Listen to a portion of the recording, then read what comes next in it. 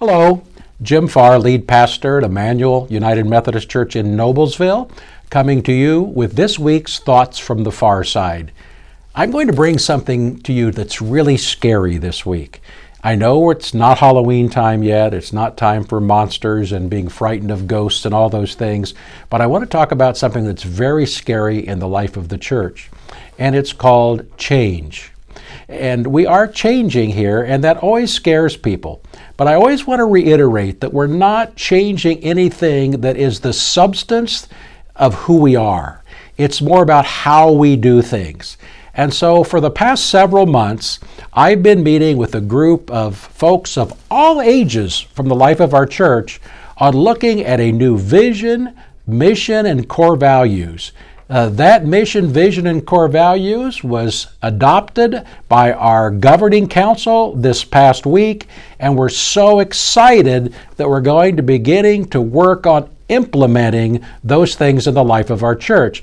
Now, I know you won't remember most of this, so I'm going to do a preview of it when we get ready for it as a sermon series, but starting in September on the 19th, I will be leading off with a sermon that talks about our Indiana United Methodist Conference vision, because it is overriding for what we do. And then the next week, I'll be talking about our mission and vision. And then for the 4 weeks following that, I'll be talking about 4 of our new core values that we have adopted. Now, remember that core values are the way we think we should do ministry. Some of those we might be doing extremely well now. There will be no changes. They'll just be emphasizing them. A couple of those will stretch us, will push us to do things a little differently than we have in the past. After the first 4, there is a 5th core value, and I will be doing a 4-week sermon series on that. I'm not even going to tell you what it is. It's just a teaser today to think about what can he talk about for 4 weeks that I'd want to listen to. Well, I hope you'll be back and be a part of that, because I think it's going to be an exciting time.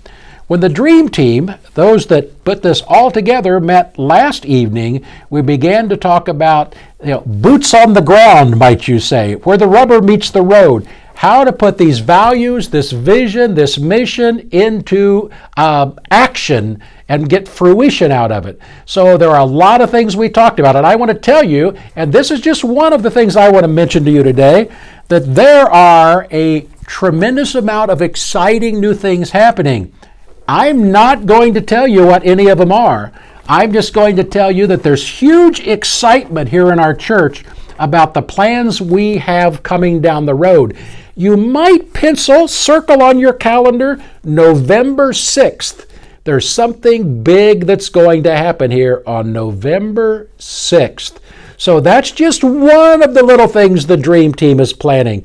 And as we begin to unveil more about the vision, mission, and values, you're going to hear a lot more then about how that's going to reflect in the ministry that we do here at Emmanuel.